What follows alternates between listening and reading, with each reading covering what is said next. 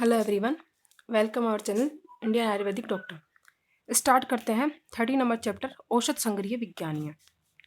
इसके अंदर क्या है कि किसी भी रोग के लिए हम क्या लेते हैं, औषध लेते हैं स्वस्थ होने के लिए।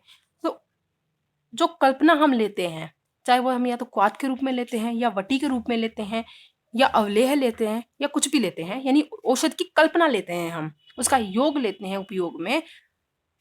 तो किस तरह से उसे तैयार करते हैं, कि किस तरह से तो हम औषध की परीक्षा करते हैं कि ये औषध हमें सही है, एकदम लेनी चाहिए। किस तरह से फिर उसका प्रिजर्वेशन किया जाता है, इन सभी के बारे में आज हम पढ़ेंगे। क्या इंपॉर्टेंट है ये भी बताऊंगी, कि कहाँ से क्वेश्चन आता है ये भी बताऊंगी साथ में। पढ़ते हैं औषध संग्रह विज्ञानीय। इसमें सबसे पहले हम पढ़ेंगे कि परीक्षा विधि क्या है। भेषज जो है हम लेंगे, औषध जो हम लेंगे उसे कलेक्ट करने से पहले सबसे पहले हम उसकी परीक्षा करेंगे। तो परीक्षा कैसे करनी है, पहले तो वो है। उसके बाद में हमने उससे परीक्षा कर ली, अब उसके बाद में उसका संग्रह कैसे करेंगे, यानी कि कौन से तो देश से वो लेनी चाहिए, कौन सी मिट्टी से उसे कलेक्ट करना चाहिए, कहाँ से उसे कलेक्ट करना, उसका स्वरूप कैसा होना चाहिए, यानी कि कीड़े मकोड़ों ने खाया ना हो, कैसी लेनी चाहिए, इन सभी के बारे में देखेंगे। फिर उसके बाद में उसका संग्रह विधि क्या है, किस तरह से संग्रह करके उसको रखेंगे, उसके प्रयोजन को। फिर उसके बाद में किस तरह से कितने पीरियड के लिए तो उसका वीर्य है, इन सब के बारे में हम पढ़ेंगे। देखना, कलेक्ट करने के बाद में कितने कितने समय तक उसका वीर्य काम आएगा, कितने वीर्य कितने टाइम के बाद में उसका वीर्य नष्ट हो जाएगा, ये सब पढ़ा है ना, वो सब पढ़ेंगे। देखना, औषध संग्रह विज्ञानी है आचार्य चरक ने, आप सभी ने चरक विमान स्थान 8 पढ़ा है। उसके अंदर 10 विध परीक्षा भाव पढ़े हैं, आप सबने पढ़े हैं।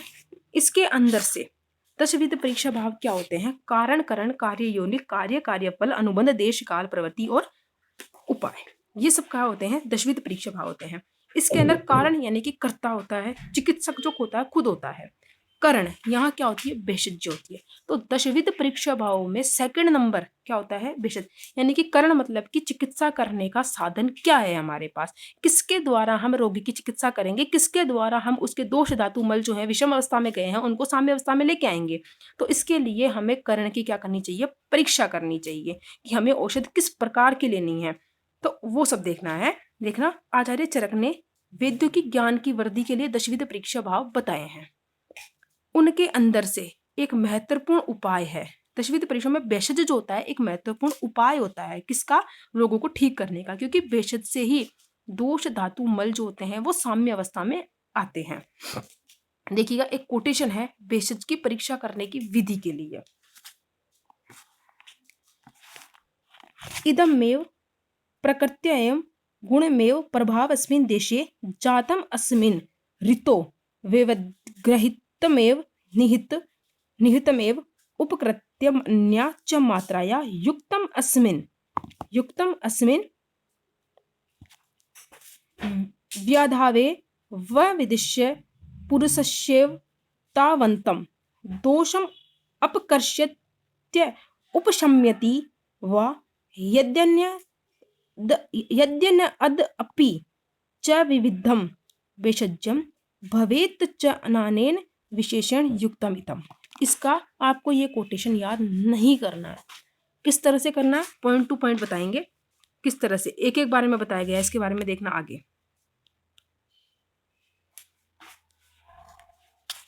बस कोटेशन तो आपको वो वाला याद करना है, कार्य द्रव्य जो होता है वो कार्य किस तरह से करना है, द्रव्य की प्रणाली, कार्य प्रणाली इंपॉर्टेंट है, वो आता है एग्जाम में। देखना, एक एक शब्द समझते हैं। इदमेव प्रकृति, यानी सबसे पहले अगर हम द्रव्य को या औषधि को सिलेक्ट करने जा रहे हैं तो सबसे पहले उसकी प्रकृति देखेंगे। किसी भी औषधि के संग्रह करने से पहले या प्रयोग करने से पहले उसकी प्रकृति, प्रकृति का मतलब है उसका नाम क्या है, यानी उसका साइंटिफिक नेम क्या है, उसकी फैमिली क्या है, इसका पता होना जरूरी है। तो सबसे पहले आप कोई भी ड्रग सिलेक्ट करने जाओगे तो उसका नाम और फैमिली, अगर ये टर्म याद रहे तो ठीक है, वरना ये वाली याद रखते चलो, ठीक है।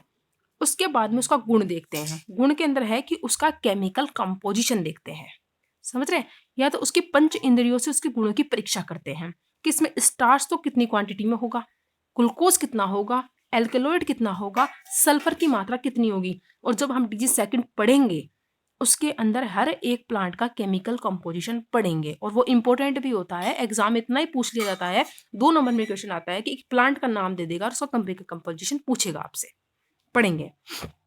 तो सबसे पहले उसकी प्रकृति देखी, यानी कि उसका नाम, लेटिन नाम देख लिया, लेटिन नाम और गुण देख लिया, मतलब कि फैमिली। उसके बाद उसको गुण देखा, गुण के अंदर हमने देखा उसके अंदर उसका केमिकल कंपोजिशन देख लिया, खत्म। अब उसके बाद में उसका प्रभाव, यानी कि शरीर के विकृत दोष धातु मल को साम्यावस्था में लाने के लिए उसके गुरु स्निग्ध अल्प गुणों वाले द्रव्यों का प्रयोग बस्ती आदि कर्म में, यानी कि उसका कर्म, उसका प्रभाव देखने के लिए, उसका थेरेपेटिक एक्शन देखने के लिए हमने उसको बस्ती के अंदर यूज किया, या तो उस द्रव्य को। तो हमने फिर देखा कि ये किस तरह से प्रभाव कर रही है, उसका दोष धातु मलों पर क्या रिएक्शन है, यानी थेरेपेटिक एक्शन क्या है उसका निरीक्षण किया हमने। कोई भी नई नई दवाई लाते हैं, किसी के बारे में हमें कुछ नहीं पता है, तो सबसे पहले यही तो करेंगे, सारे यही तो प्रोसेस फॉलो करेंगे ना हम, नीचे वाले। अस्मिन देशे जातम, उसके देश का ज्ञान करना है, मतलब उसे हम कौन से देश से ले रहे हैं, क्योंकि अगर जांगम देश से हम उस औषधि को लेते हैं तो जांगम देश की औषधि जो होती है वो अत्यधिक मात्रा में गुणकारी होती है, जबकि आनुप देश की और साधारण देश की औषधि गुणकारी नहीं होती है। अस्मिन ऋतु, कौन सी ऋतु में उसके किस प्रयोजांग का सिलेक्शन करना चाहिए, पढ़ा है ये, हमने पढ़ा चुकी हूं मैं, देखना। शाखा और पत्र कौन सी ऋतु में, वर्षा वसंत में। मूल ली हमने कौन सी में, ग्रीष्म और शरद ऋतु, शिशिर ऋतु में। क्योंकि ग्रीष्म ऋतु में मूल क्यों ली हमने, क्योंकि ऊपर का सारा प्लांट सूख जाएगा, सिर्फ मूल ही तो है, इसमें ज्यादा वीर्य की मात्रा होगी, तो इसलिए मूल ली हमने ग्रीष्म ऋतु में। तो कंद और शीर किस में लिया हमने, शरद ऋतु में, क्योंकि प्रचुर मात्रा में क्या होता है उसके अंदर कंद लगते हैं और उसके अंदर शीर की मात्रा ज्यादा होती है। सार हमने कौन सी ऋतु में लिया, हेमंत ऋतु में। पुष्प और फल यथा ऋतु के अंदर, क्योंकि हर प्लांट के अलग अलग होते हैं। अब होता है एवं ग्रहितम, यानी कि मोड ऑफ एक्शन देखना है। प्रशस्त भूमि से, प्रशस्त गुणों से युक्त, पवित्रता के साथ, यानी कि मोड ऑफ कलेक्शन, यानी किस तरह से हमें उसका कलेक्शन करना है। अब हमने देख तो ली कि ये वाली औषधि हमें लेनी है, इसे एकत्रित किस तरह से करना है, कलेक्ट किस तरह से करना है। तो पवित्रता के साथ स्नान विस्नान करके श्वेत वस्त्र धारण करने हैं, देवता गो आदि की पूजा करके श्रद्धा पूर्वक उत्तर और पूर्व की ओर मुख करके, इंपॉर्टेंट इतना सा है इसके अंदर कि उत्तर और पूर्व की ओर मुख करके जाना है, बस इतना सा इंपॉर्टेंट है। अश्विन में या फिर मगशिरा में या पुष्प नक्षत्र के अंदर औषधि को कलेक्ट करनी है। अब उसके बाद में हमने उसको कलेक्ट तो कर ली, यानी तोड़ के ले आए हम उसको। उसके बाद एवं निहितम, मतलब कि मोड ऑफ प्रिजर्वेशन, उसका प्रिजर्वेशन कैसे करना है, तो उसे किसी पात्र के अंदर अच्छी तरह से ढककर हमें रखना है।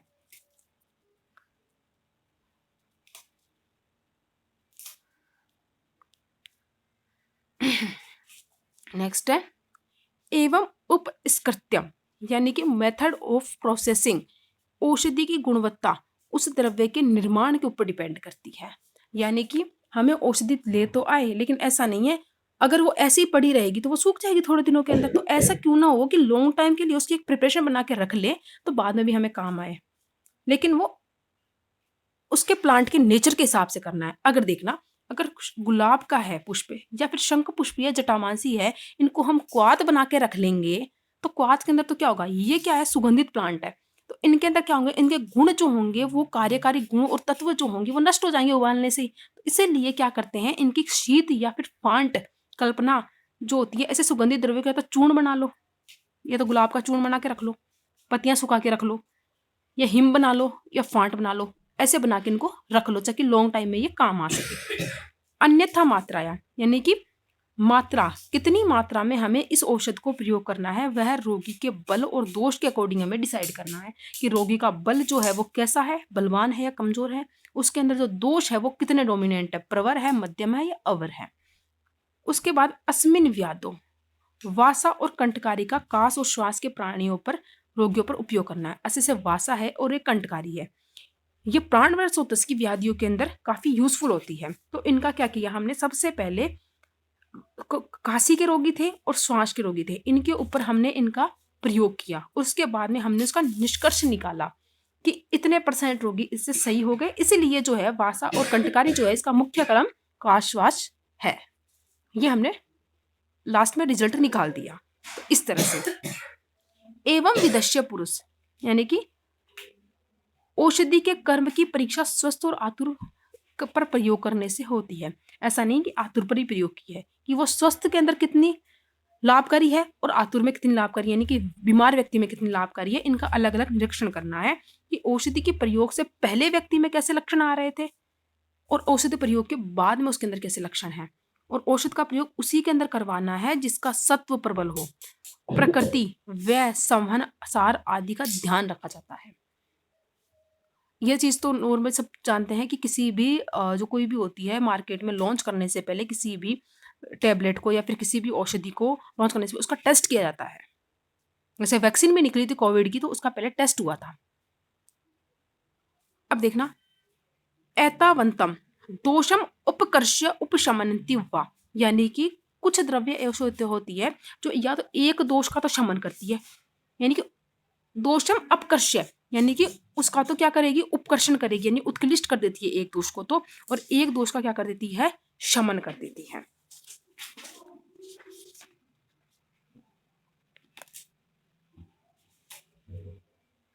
तो इन सब का प्रयोग कैसे पता चला कि वो कौन से दोष का शमन कर रही है और कौन से दोष का प्रकोप कर रही है, उसके प्रयोग करने के बाद में। तो शमन कर रही है या प्रकोप कर रही है इसका पता उसके पहले का रिकॉर्ड रखो, एक तो कि हमने औषधि नहीं दी उससे पहले उसके अंदर क्या लक्षण थे और उसके बाद में क्या लक्षण है उसका। अब देखना, ये तो खत्म हुआ क्या, द्रव्य की भेषज की परीक्षा खत्म हुई।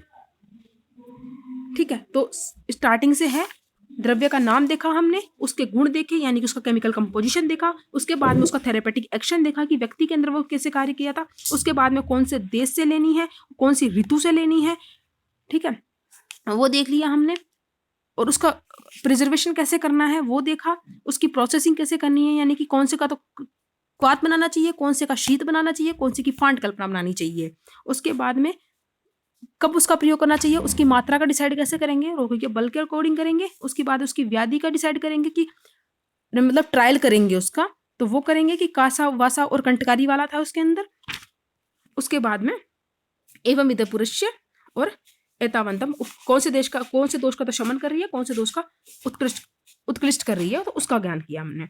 अब देखते हैं, इंपॉर्टेंट है, क्वेश्चन आता है यहाँ से, वहां से क्वेश्चन नहीं आएगा, क्वेश्चन आएगा यहाँ से, द्रव्य संग्रहण करने की विधियां लिखी है। देखना,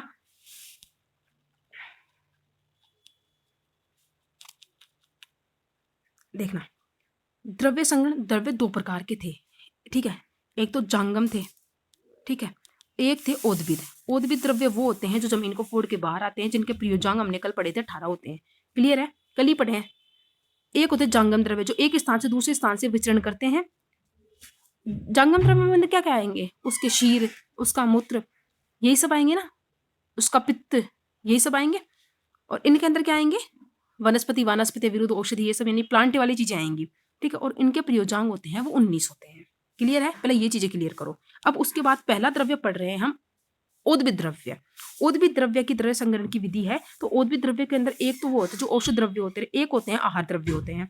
तो सबसे पहले हम करते हैं कि औषध द्रव्य का संग्रहण करना है, तो वो कैसे करना है, तो औषध द्रव्य का संग्रहण करते हैं उसके प्रयोजांग के आधार पर। पहला इंपॉर्टेंट है, एग्जाम में आता है, यहाँ से औषध द्रव्य को संग्रहण करने की विधि लिखिए, तो आपको ये लिख के आने हैं, उसके वीर्य के अकॉर्डिंग और उसके कर्म के अकॉर्डिंग। नेक्स्ट है, देखिएगा, प्रयोजांग के अनुसार द्रव्य संग्रहण की विधि कैसे होती है कि उसका प्रयोजांग कौन सी ऋतु के अंदर, कौन से प्रयोजांग के अंदर वीर्य उत्कृष्ट शक्ति संपन्न होगा, उसके अकॉर्डिंग लेते हैं। ये सब पढ़ा चुकी हूं मैं, चरक का याद करना है, इन सब का याद नहीं करना है, क्लियर। वर्षा ऋतु के अंदर शाखा पत्ते, शरद के अंदर त्वकंद शीर, अब तो याद भी हो गया होगा।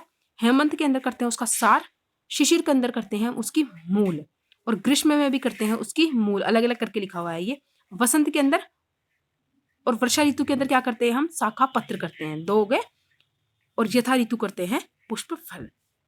अब देखना, वीर्य के अकॉर्डिंग आपको याद करना है, ये नहीं करना है, ठीक है। वीर्य के अकॉर्डिंग द्रव्य का संग्रह कैसे करना है, अगर हमें शीत वीर्य लेना है तो हमें औषधियां लेनी है हिमाचल प्रदेश से, ठीक है। और अगर हमें उष्ण वीर्य लेना है तो हमें औषधियां लेनी है विंध्य प्रदेश से। लेकिन आचार्य सुश्रुत क्या बोलते हैं कि सौम्य औषध को तो सौम्य ऋतु के अंदर, सौम्य ऋतु मतलब जो 3 ऋतु अभी चल रही है उन ऋतुओं के अंदर, वर्षा शरद हेमंत, इन तीनों के अंदर लेना चाहिए। जैसे मधुर, स्निग्ध और शीत भूमि से लेना चाहिए। अगर सौम्य औषध लेनी है तो वो मधुर रस जो होता है वो सौम्य रस होता है, स्निग्ध गुण भी सौम्य होता है, और शीत गुण भी क्या होता है, सौम्य, यानी कि अग्नि की मात्रा कम है, अग्नियांश कम है, जिसके अंदर जलियांश ज्यादा है, वो होता है सौम्य। क्लियर है? जो अपने अंदर शीतलता प्रदान करता है वो होता है। आपको याद करना है ये। अब उसके बाद कर्म के अनुसार अपने को औषधि लेनी है, तो वो कैसे लेनी है? अगर हमें सभी कर्म करवाने हैं, यानी सभी पंचकर्म करवाने हैं, तब हमें औषध लेनी है शरद ऋतु में। अगर हमें वमन कर्म करवाना है तब हमें औषध ग्रहण करनी चाहिए वसंत ऋतु में। और अगर हमें विरेचन कर्म करवाना है तब हमें औषध करनी चाहिए वसंत ऋतु में। ठीक है? अब देखना, अगर विरेचन कर्म करवाने हैं तो औषध करनी चाहिए वसंत ऋतु में, तो ग्रहण करनी चाहिए, लेकिन कौन सी भूमि से करनी चाहिए? और वमन होता है अधो मार्ग के द्वारा दोषों को बाहर निकालना, पित्त को बाहर निकालना। तो अधो मार्ग के द्वारा होगा तो ऑब्वियस सी बात है पृथ्वी और जल महाभूत प्रदान होंगे। तो हमें ऐसे भूमि से, ऐसी मिट्टी से औषध लेनी है जिसके अंदर पृथ्वी और जल महाभूत की अधिकता हो। क्लियर? वमन करवाना है तो ये 3 महाभूत प्रदान होने चाहिए, उसी भूमि से हमें क्या लेनी है? औषध लेनी है। अगर उभय दोनों कर्म करवाने हैं तो ये 5 महाभूत होने चाहिए। और जब हमने कर्म पढ़े थे तो एक तो मैंने संसमन कर्म बताया था और एक मैंने संशोधन कर्म बताया था। संशोधन कर्म में 2 आए थे, वमन आया था और विरेचन आया था। तो वमन के अंदर तो आए थे 3 महाभूत और विरेचन के अंदर आए थे, सॉरी, वमन में आए थे 2 महाभूत। कौन से? जल, सॉरी, अग्नि महाभूत आया था और वायु महाभूत आया था वमन के अंदर, और विरेचन के अंदर आया था जल और पृथ्वी महाभूत। और मैंने बोला था संशोधन में आ गए 4 महाभूत, तो संसमन के अंदर आएगा एक आकाश महाभूत। वही चीज है, संसमन करवाना है तो आकाश वाली महाभूत वाली भूमि से हमें क्या लेना चाहिए? औषधि को कलेक्ट करना चाहिए। क्लियर है?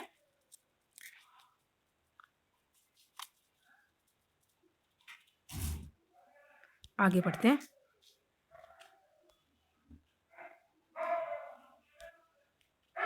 अब औषध द्रव्य का तो संग्रह हमने कर लिया। अगर हमें खाने के लिए द्रव्य संग्रह करना है तो कैसे करें? इनमें से क्वेश्चन नहीं आता, क्वेश्चन आता है औषध द्रव्य का संग्रह करने कैसे। ठीक है? अब देखना, एक बार पढ़ते हैं फिर भी।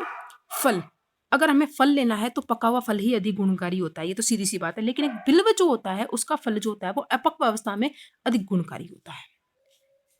आर्द्र फल जो होते हैं अधिक गुणकारी होते हैं, लेकिन द्राक्षा का, बिल्व का और हरितकी का फल जो होता है वो सूखे लेने चाहिए हमें। क्लियर? व्याधित फल जो किसी रोग से ग्रस्त हो, कृमि के द्वारा खाया हो, ज्यादा पका हुआ हो, अकाल में फलों का संग्रह हमें नहीं करना चाहिए। कोई काल ही नहीं है, फल संग्रह, फल पका ही नहीं है अभी, तो कैसे संग्रह कर लेंगे उसका? तो वो नहीं करना चाहिए। शाक, कर्कश, ज्यादा पका हुआ, कृमि से युक्त, अप्रशस्त भूमि से, यानी शमशान घाट है तो वहां से अगर शाक लेके आए तो वो अप्रशस्त भूमि है। अकाल में उत्पन्न शाक जो होते हैं वो त्याज्य होते हैं, यानी कि उनको ग्रहण नहीं करना चाहिए। बिना स्नेह का, अकोमल यानी कोमल नहीं हो, पूर्ण रस की उत्पत्ति नहीं हुई है, शुष्क शाक जो होता है वो त्याज्य होता है। लेकिन एक मूली का साग जो होता है, वो मूली का सुखाया हुआ साग जो होता है वो ज्यादा गुणकारी होता है। एक्सेप्शन भी बताया जा रहा है साथ साथ में। कंद अगर हमें लेना है तो कच्चा, अकाल में उत्पन्न, रुग्ण, कृमि से युक्त, सम्यक रूप से उत्पन्न नहीं हुआ हो, उसे स्कंद का संग्रह में नहीं करना चाहिए। अगर धान्य लेना है हमें, यानी अनाज लेना है, तो जो अगर ओले ओले जो होते हैं, ओलावृष्टि हुई है उसके गिरने से, अग्नि के द्वारा जलने से, दूषित वायु से, सर्प के लाला स्राव से दूषित हो, कर्मी हो, जल में डूब गया हो पूरा अनाज, अभूमि यानी दूषित भूमि, वही बात आ गई, अन्य धान्यों से मिश्रित हो, यानी सारा मिक्सअप है, ये क्या है, हीन वीर्य वाला है, अधिक वर्ष पुराना है तो वो त्याज्य है, ज्यादा वर्ष पुराना है तो वो त्याज्य है दान। अब है, ये हमने पढ़ा अभी तक औद्भिद द्रव्य। अब पढ़ते हैं हम जांगम द्रव्य संग्रह करने की विधि। देखना, मैंने बता दिया था औद्भिद द्रव्य के प्रयोजन कितने? 18। जांगम द्रव्य के प्रयोजन कितने? 19। तो इनके प्रयोजन कितने? 19। देखना, जांगम प्राणियों के, अब देखना, अगर जांगम प्राणी युवा अवस्था में है तो जिसके भी हम ले रहे हैं तो युवा अवस्था में तो हमें उसका रक्त लेना चाहिए, उसके रोम लेने चाहिए और उसके नख लेने चाहिए। और जब उसने आहार किया और उसका आहार जीर्ण हो गया तब उस अवस्था में उसका शीर लेना चाहिए, उसका मूत्र और उसका पुरुष कलेक्ट करना चाहिए। क्लियर है? अब देखना, देश जो होता है वो 3 प्रकार का होता है, जांगम, अनूप और साधारण। जांगम में वात प्रदान, अनूप में कफ प्रदान, और ये समदोष वाले होते हैं।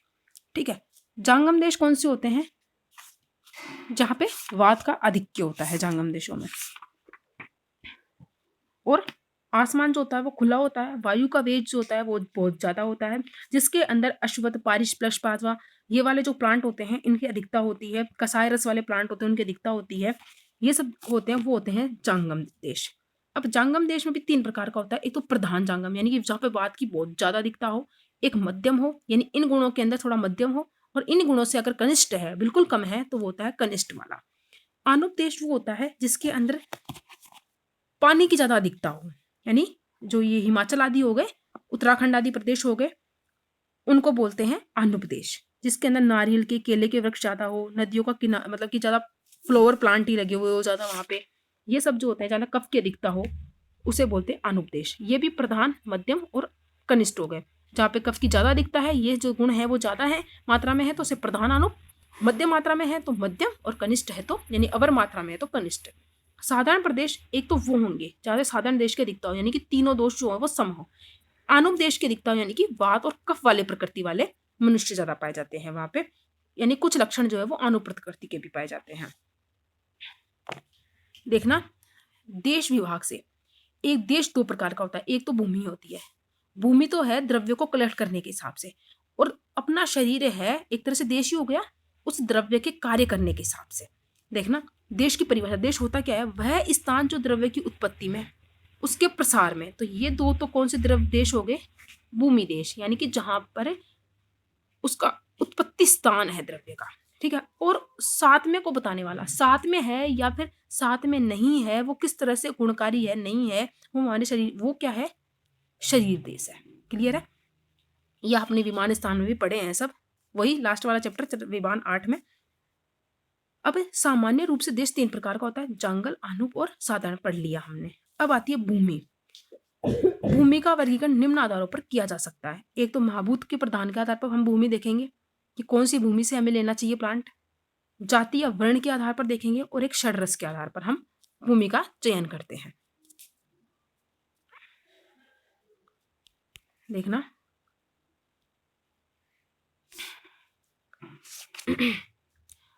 महाभूत के आधार पर 5 महाभूत होते हैं और 5 प्रकार की भूमि होती है। आकाशीय महाभूत वाली भूमि में क्या होंगे, बड़े बड़े पर्वत होंगे, ठीक है, ज्यादा पानी नहीं होगा, अल्प जल वाली होगी तो वो होगी आकाशीय महाभूत वाली। वायु वाली के अंदर क्या होंगे, जो भूमि जो होगी वो बहुत ज्यादा रुक्ष होगी, ठीक है, और वृक्ष भी होंगे वो बहुत कम मात्रा में होंगे, जहां बहुत अत्यधिक मात्रा में हवाएं चलती होंगी। अग्नि वाली भूमि के अंदर क्या होगा, मल्टी कलर वाली होगी, क्योंकि अग्नि का तो कार्य भी मल्टी कलर वाली है, मतलब अग्नि का तो वर्ण भी मल्टी कलर का होता है, अलग अलग वर्ण का होता है, तो मल्टी कलर की होगी। अग्नि के गुण वाली यानी कि बहुत ज्यादा गर्म होगी उसकी, वो जो होगी भूमि बहुत अत्यधिक मात्रा में गर्म होगी। आप्य में जल की मात्रा अधिक होगी जिस भूमि में, और पृथ्वी के अंदर जो भारी होगी और कठोर होगी जो मिट्टी, उसे बोलते हैं पार्थिव भूमि। जाति और वर्ण के आधार पर एक तो होता है ब्रह्म क्षेत्र। ब्रह्म क्षेत्र वो होता है जो जल से प्रधान होता है, जहां पे जल की मात्रा ज्यादा होती है उसे बोलते हैं ब्रह्म क्षेत्र। एक होता है शात्र क्षेत्र। शात्र क्षेत्र जहां होता है जैसे जंगली जंतु निवास करते हैं, जैसे जंगल बोलते हैं, जैसे सिंह है, घड़ियाल है, ये सब। एक होता है वेश्य क्षेत्र। वेश्य क्षेत्र में क्या होता है, जो किन्नर है, देवता है, गंधर्व जो होते हैं, ये निवास करते हैं। एक होता है श्रोत्र देश। श्रोत्र देश जो होता है जहां पर किसान जो होता है वो अपनी कृषि करता है, उसे बोलते हैं श्रोत्र देश। अब आता है षड रस के हिसाब से, जिनमें 6 रसों की मदद, अगर मधुर रस प्रधान है तो उसे बोलते हैं मधुर भूमि। अम्ल रस प्रधान वाली को अम्ल भूमि, लवण भूमि, लवण रस प्रधान है, कटु रस प्रधान है तो कटु भूमि, तिक्त है तो तिक्त भूमि, और कसाय है तो कसाय भूमि। अब होता है संग्रहणीय द्रव्यों का स्वरूप। अगर हम द्रव्य संग्रह कर रहे हैं तो उसका स्वरूप कैसा होना चाहिए, वो जो द्रव्य है अपने काल में उत्पन्न हो, यानी उसका ऋतुकाल जो है उसी काल में उत्पन्न होना चाहिए। जैसे आम्र का ऋतु कौन सी है, ग्रीष्म ऋतु है, तो उसी में उत्पन्न होना चाहिए। लेकिन आजकल सिंथेटिक मतलब कि केमिकल के हिसाब से उसे पहले भी, ऋतु से पहले आ जाते हैं आम मार्केट में, जिसमें संपूर्ण प्रमाण में रस हो, वीर्य हो और विपाक हो, उत्पन्न हुए हो, वो क्या होता है, उस प्लांट को हमें संग्रह करना चाहिए, जिसका काल आतप, वायु, जल, जंतु के द्वारा नष्ट नहीं हुए हो, यानी कि इन सभी के द्वारा जो जो अपना फल है वो नष्ट ना हुआ हो, जो औषध है वो नष्ट ना हो, जिसके अंदर प्रॉपर रूप में गंध, वर्ण, रस, स्पर्श, प्रभाव प्रमाण में उपस्थित हो। अब देखना, पूर्व और उत्तर दिशा की ओर मुख करके ही इनका संग्रह करना चाहिए। मेन इंपॉर्टेंट इतना ही आता है, ये पीजी की दृष्टि पे इंपॉर्टेंट है कि द्रव्य का संग्रहण करते हैं तो संग्रहकर्ता का मुख जो होता है वो किस तरफ होना चाहिए, वो होता है पूर्व या उत्तर दिशा की तरफ। पीजी के लिए भी इंपॉर्टेंट है ये।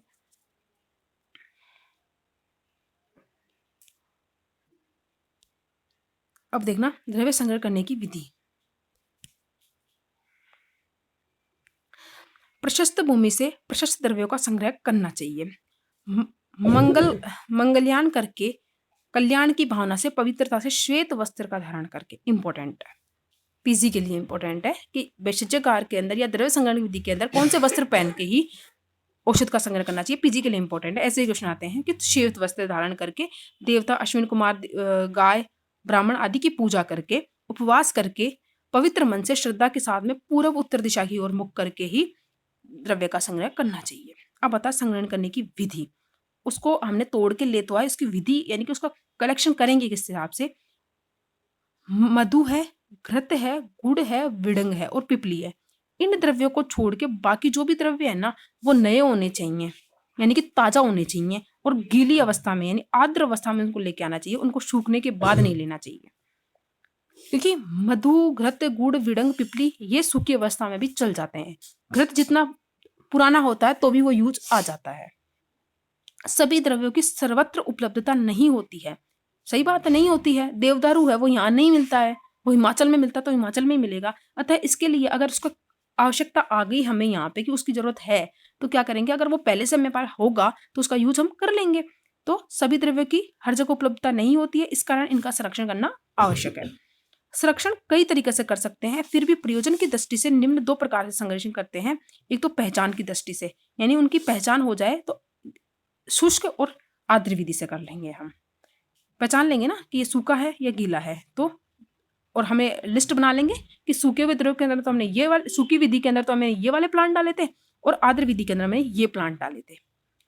और औषध के प्रयोग की दृष्टि से देखना, पहचान की दृष्टि से था शुष्क विधि प्रिजर्वेशन, और एक होता है आर्द्र विधि प्रिजर्वेशन। विधि होती है इनकी लेकिन ये इंपॉर्टेंट नहीं है इतना। औषध प्रयोग की विधि से उसे सुखाया, उसे किसी भी लिक्विड में डुबो के रख दिया, फिर या फिर उसके ऊपर औषधियों का या फिर मधु आदि का लेप कर दिया ताकि वो कर्मी आदि से युक्त ना हो, या फिर उसको रासायनिक द्रव्यों का प्रयोग करके इसके अंदर प्रिजर्व कर दिया, जैसे बेंजोलिक एसिड हो गया, बेंजिल अल्कोहल हो गया, इन वाले लिक्विड के अंदर उसको रख दिया।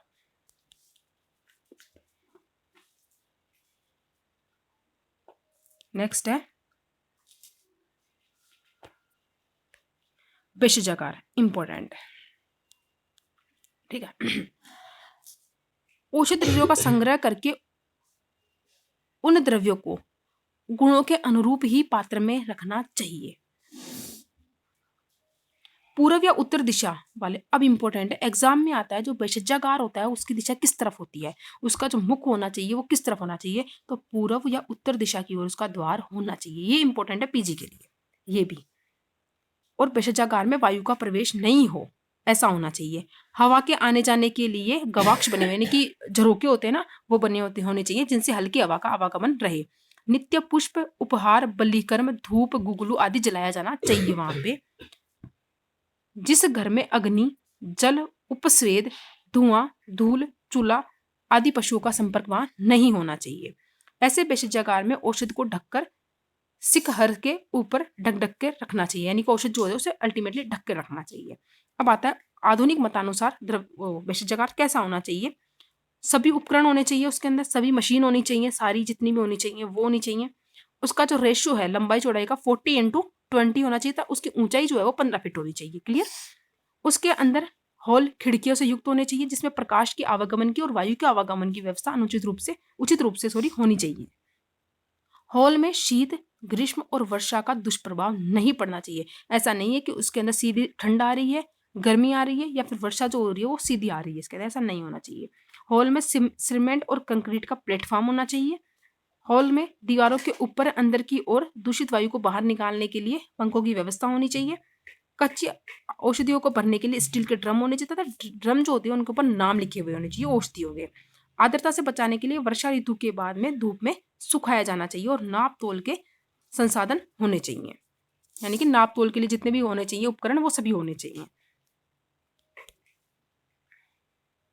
नेक्स्ट है विविध प्रयोजकों का अध्ययन। चिकित्सा द्रव्य का किसी अंग को अथवा संपूर्ण भाग को काम में लिया जाता है। स्पेशल अंग विशेष होता है, प्रयोजक होता है, उसी को काम में लिया जाता है, या फिर कभी कभी संपूर्ण प्लांट को काम में ले लेते हैं। तथा सिद्धांत यह है, सामान्य सिद्धांत यह है कि द्रव्य के जिस भाग में उत्कृष्ट शक्ति होती है उसे औषध कार्यों के लिए ये बता चुकी हूं मैं वीर्य वाले चैप्टर में, तो ये क्लियर है। द्रव्यों के जिस भाग में वीर्य अधिक होता है वह चिकित्सा कार्य के लिए प्रयुक्त होता है। क्लियर है, क्योंकि उस वाला प्रयोजांग के अंदर क्या होता है, वीर्य जो होता है वो उत्कृष्ट शक्ति संपन्न होता है, इसके कारण उसी प्रयोजांग को कार्य में लिया जाता है।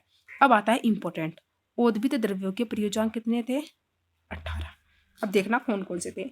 मूल, त्वक, सार, निर्यास, अगर कोटेशन याद हो तो अच्छी बात है। नाल, सरस, पल्लवा, शीराहा, शीरम, फलम, पुष्पम, भस्म, तेलानी, कंटका, पत्राणी, शुद्रा, कंदाश्य, परोहश्च, उद्भिद गणा। जैसे मूल है तो कौन से द्रव्य की मूल ली हमने, तो उसका नाम है, द्रव्य का नाम पड़ा दशमूल। क्रम क्या करता है, दशमूल शोध को हरने वाला होता है। त्वक ली तो पंचवल्कल, कल पढ़ा था 5 प्लांट होते हैं पंचवल्कल के अंदर जिनकी त्वचा काम में ली जाती है, और ये भी आया था वहां पे कि इनका कार्य जो होता है वो योनि विशोधन, वर्ण का रोपण करने में होता है, आया था ये वहां पे।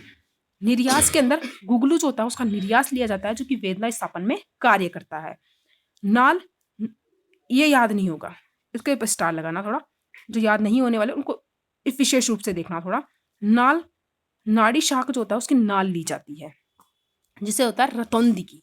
रतौंदी एक आइज का डिसऑर्डर होता है, उसके अंदर काम में ली जाती है। स्वरस, वासा पत्र का स्वरस लिया जाता है जो कास और श्वास में काम करता है। पल्लव किसके लिए आते हैं, बिल्व और आम के पत्ते लिए जाते हैं जो अतिसार रोग में काम आते हैं।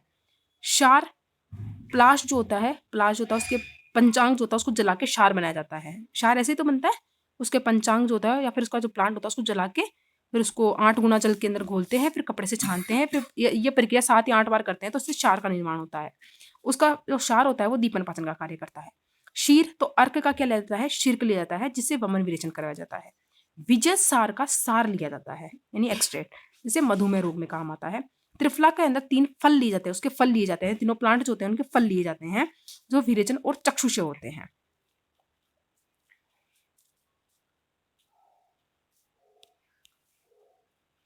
नेक्स्ट है 11वां, पुष्प। कमल जो होता है उसका पुष्प लिया जाता है तो दाह को शमन करने वाला, क्योंकि शीत गुण के कारण।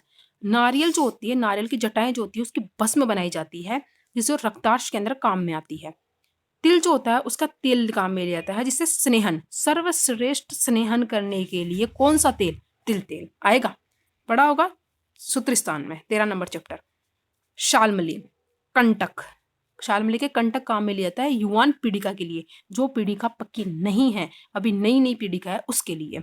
सनाए जो होते हैं उसके पत्ते काम में लिए जाते हैं विरेचन करवाने के लिए। वट जो है उसका शुंग काम में लिया जाता है, ठीक है, किसके लिए, पुंसवन कर्म करने के लिए। नेक्स्ट ईयर जब गायनी में आओगे तो पढ़ लोगे ये आप।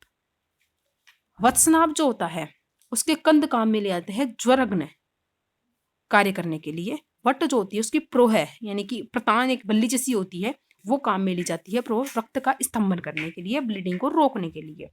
अब कैदेव ने द्रव्यों के पंचांग और दशांग को ग्रहण करने का निर्देश दिया कि अगर पंचांग बोलते हैं तो पंचांग में क्या क्या आता है, पंचांग में आता है हमारा पुष्प, फल, 2 तो याद हो जाएंगे, त्वचा, मूल याद हो जाएगी, मूल की क्या होती है, त्वचा होती है, और पत्र लिए जाते हैं। अगर दशांग लेना है तो 5 तो ये हो गए।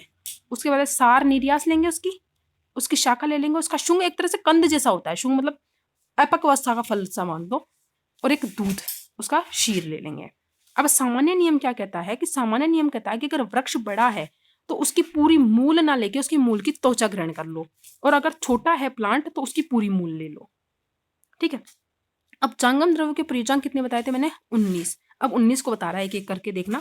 मधुनी, गोरसा, पित्तम, वसा, मज्जा, अस्रग माशीशम, वीण, मूत्र, चर्म, रेतत, अस्थि, स्नायु, श्रग, नखा, खुरा, जंगमेभ्य प्रयुच्यते, केशा, लोमानी, रोचना। चरक के सूत्र स्थान के फर्स्ट चैप्टर के 68 नंबर कोटेशन में ये लिखा है, देखना। मधु हनी बोलते हैं जिसको, गोरस मिल्क बोलते हैं जिसको, यानी गाय से जो प्राप्त रस होता है वो गोरस।